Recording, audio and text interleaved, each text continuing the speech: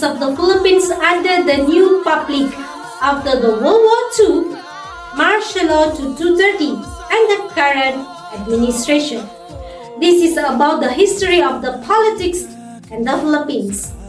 It explores how the government changes over time from after the World War II to the present day. It discussed the important events like a martial law in 1972, the People Power Revolution in 1986, and the leadership of the President Duterte. We bring you as we discuss the current leadership of the President Bongbong Marcos Jr.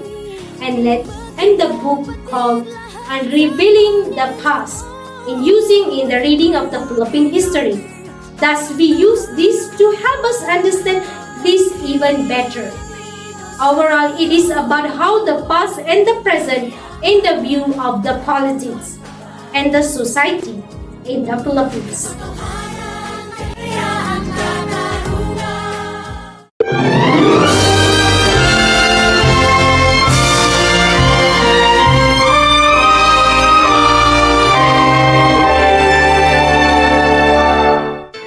Word behind the text. Pre-martial law period. To narrate the historical of the Philippines under New Republic after World War II martial law, it's important to know that before Ferdinand Marcos assumed the presidency in 1965, the Philippines experienced a series of administration marked by political and social changes. Notable presidents preceding Marcos include First, Manuel Rojas from 1946 to 1948. Rojas became the first president of the independent Philippines in 1946 after World War II. His administration focused on post-war war, reconstruction, and economic recovery. Second, the Apellido Quirino from 1948 to 1953. Quirino succeeded Rojas and faced challenges such as communist insurgency and economic instability. He implemented land reform and infrastructure projects, but also contended with political unrest and allegation of corruption.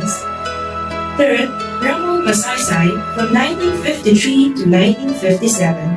Magsaysay's presidency was characterized by his effort to combat corruption. He pursued agrarian reform, improved infrastructure, and promoted social justice. Fourth, Carlos Garcia from 1957 to 1961. Garcia's administrations emphasized Filipino nationalism and economic self-sufficiency. Through policies like the Filipino First policy, he focused on infrastructure development and cultural revival. Number 5 is Gustavo Macapagal from 1961 to 1965. Macapagals' presidency aimed to address social inequality and corruption.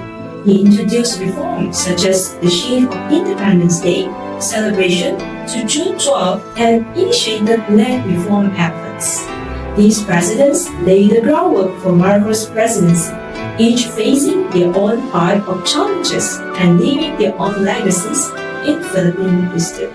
Information number 1081, placing the entire Philippines under martial law. Martial law period.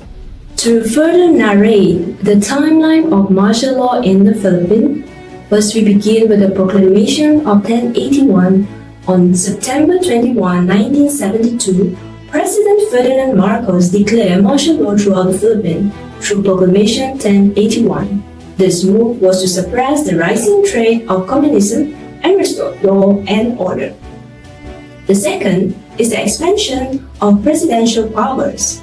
With martial law in effect, Marcos centralized power in his hands, suspending the writ of habeas corpus, dissolving Congress, and assuming control over the judiciary.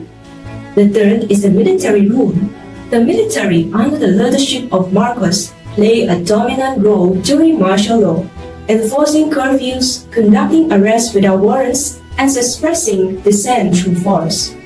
The fourth is the authoritarian regime. Under martial law, Marcos' rule as an authoritarian leader, silencing political opposition, restricting civil liberties, and controlling media outlets to maintain his grip on power. The feed is the duration. Martial law lasted for nearly a decade, from 1972 to 1981, during which time Marcos consolidated his authority and implemented various economic and social reforms. Number 6 is the end of martial law. Although officially lifted in 1981, the effect of martial law continued to linger, with Marcos retaining authoritarian control until he was ousted from power in the 1986 People Power Revolution. The significant. During the UP Diliman Commune from February 1 to 9, 1971, participating students seized control of campus Radio DC UP, renaming it Tinik Malayang Komunidad ng UP Diliman. They also utilized the university press to publish Bandilang Ula, providing crucial updates on commune-related news and activities to the UP community. Under martial law, Ferdinand Marcos silenced and shuttered dissenting voices and public utilities perceived as against his government, including PLDT, Meralco, National Waterworks and Sewerage Authority, PNR, Air Manila, Philippine Airlines, and Philippine Orient Airways.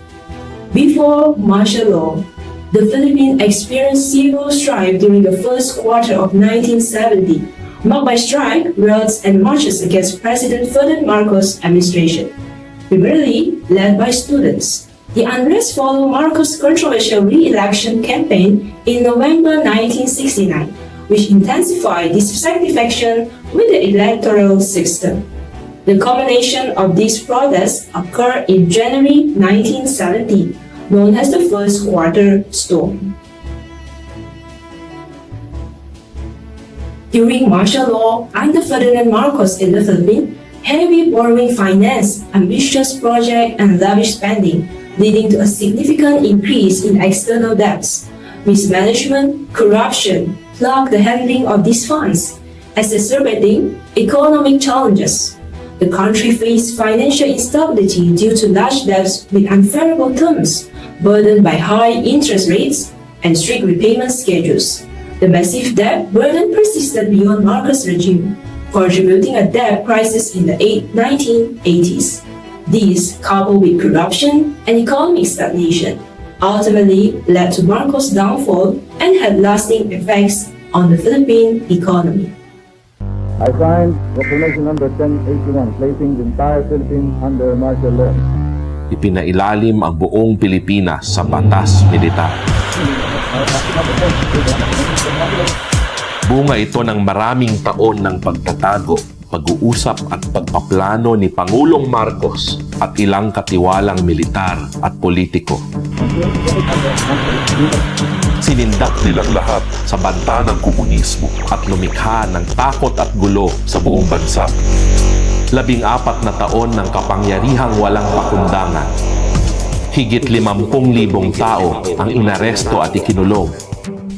Marami sa kanilang pinahirapan na parang hayop, pinatay na walang kaso, at binura sa buhay at alaala. Pari, madre, estudyante, magsasaka, manggagawa, maralitang tagalungsod, mamamahayag, abogado, guro, politiko. Sarado ang Kongreso at ang mga hukuman at inilipat lahat ng kapangyarihan kay Marcos. Bawal ang malayang pagpapahayag at sarado ang media. Ipinatupad ang pambansang curfew. Bawal ang rally, demonstrasyon, pulong, strike, picket at iba pang pagtitipon. Kanselado ang paglipad ng mga eroplano at hinigpitan ang paglakbay sa labas ng bansa. Nabuo ang kapit ng batas militar. At kahit nagwakas ito noong 1986, patuloy ang pagkapit ng Pangulong Marcos sa ganap na kapangyarihan. Word of the text.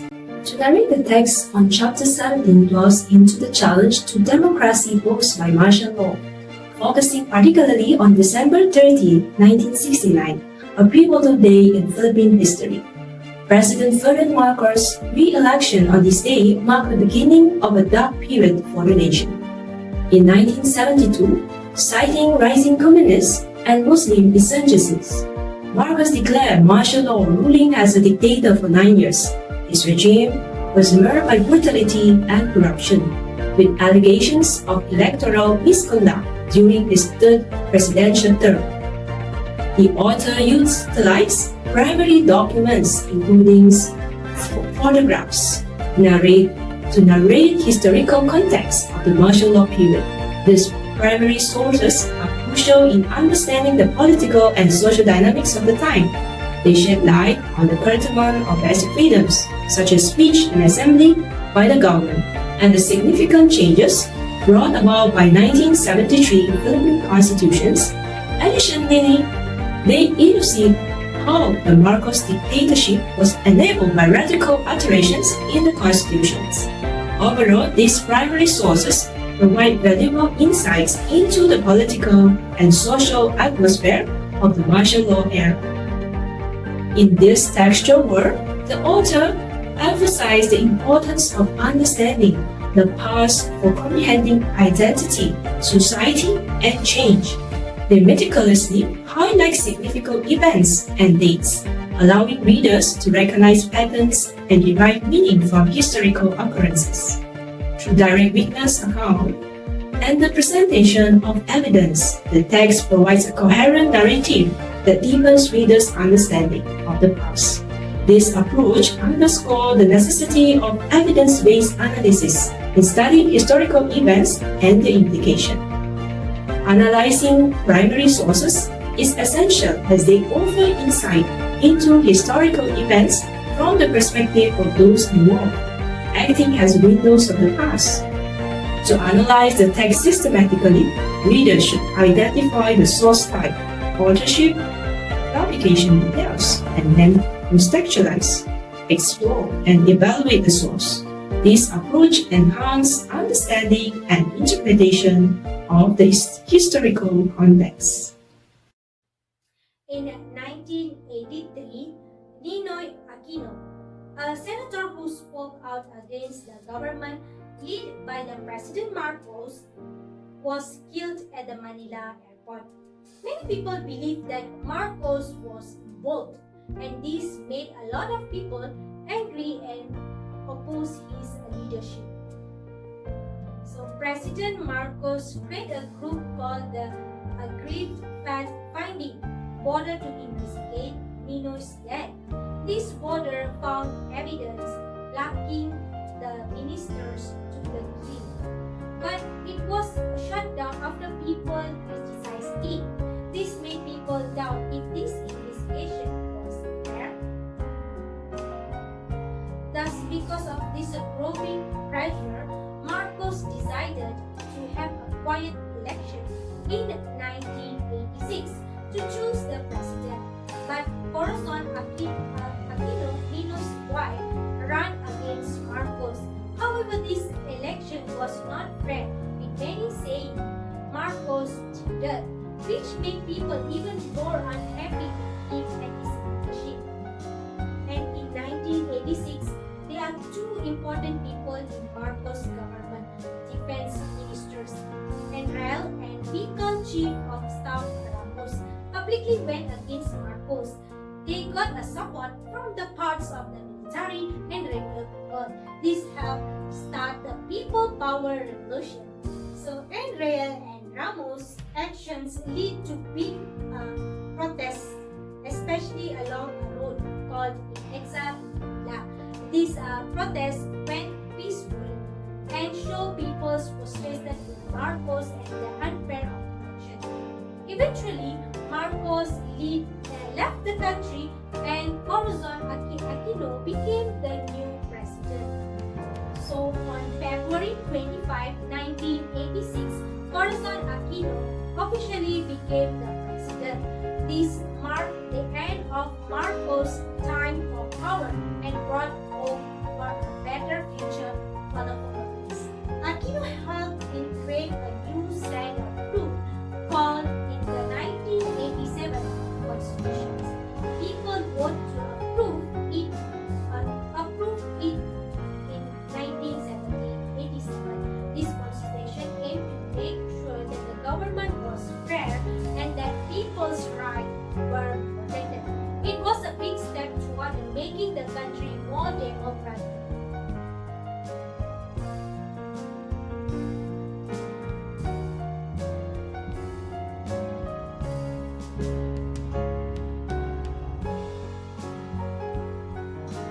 At the military, they let me fell down inside the tank. And I said, no need. I will have to kneel down here in front of the tanks. Actually, the tanks as they're moving, the power, the engine did not switch off. It's still on and it's very noisy really. And that time, there are no megaphones. There were no cell phones at that time, no gadgets around. So, they let us lead the people. So, I and Sister Terry were the leaders, and they were also answering the rosary. The last day of EDSA Revolution, my experience was really a memorable one. We were in the Libis area, and then suddenly there came a lot of soldiers, and they threw tear gas to us. And then we ran to the different the different directions, and that time I realized that I have no more shoes. I lost my pair of shoes. I was a junior at that time when EDSA Revolution erupted. And we were invited to go to the place where there are, we were invited to, anyway, you can, we were invited to protect our military men. And since we were so many, another military men from another camp want us to disperse us. So in order to do that, they threw away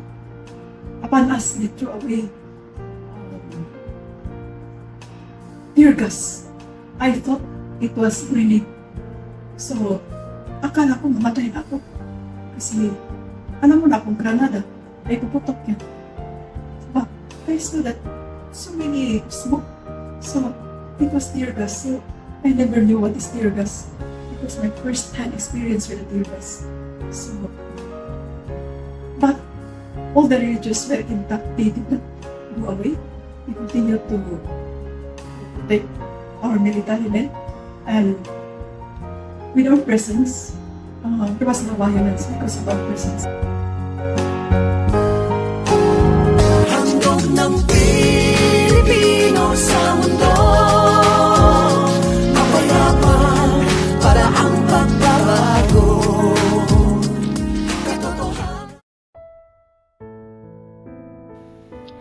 In the 2016 presidential election in the Philippines, Rodrigo Dingo Duterte, an anti-crime candidate, won the elections. He is known for his tough stance against drug pushers and has been criticized for his controversial rhetoric. Duterte's presidency has been marked by his war on drugs, which has garnered both support and criticism.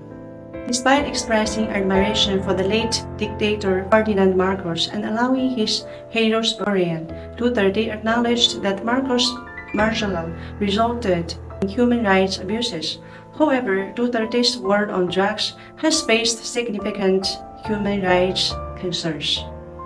Since becoming president in June 2016, Duterte has launched a campaign resulting in thousands of extrajudicial killings of alleged drug dealers and users across the Philippines. The United Nations report highlights near impunity for offenders and raised concerns about human rights violations. Most victims are young, poor urban males, and there has been numerous instances when the police conduct house raids without search or arrest warrant, often forcing suspects to self-incriminate or face lethal force. The report also accuses Duterte's government of creating an environment where extrajudicial killings are done. High-level rhetoric, including phrases like neutralizing suspects, has been interpreted as permission to kill. In December 2020, the International Criminal Court announced evidence of crimes against humanity in the Philippines related to the drug war. The ICC's investigation covers crimes committed from November 2011 to June 2016, including extrajudicial killings in Davao City during Duterte's mayor term. Despite Duterte's withdrawal notification from the ICC, an investigation is underway while accountability remains uncertain. International scrutiny continues to shed light on the issue. In 2022, Philippines presidential election marked the historic win of Ferdinand Bobo Marcos Jr., the late Philippine dictator Ferdinand Marcos' only son and namesake, who emerged as the presumptive winner. This event occurred almost 4 decades after Filipinos ousted the Marcos family from power. And it makes Marcos Jr. the first majority president since 1986. Marcos Jr. campaign aligned with the global trend of authoritarian populism. He avoided debates and interviews and relied on social media influencers for messaging. Over the past decade, a social media campaign aimed to rebrand the old Marcos era, portraying it as a golden age of prosperity rather than a period of martial law, abuses, and corruption.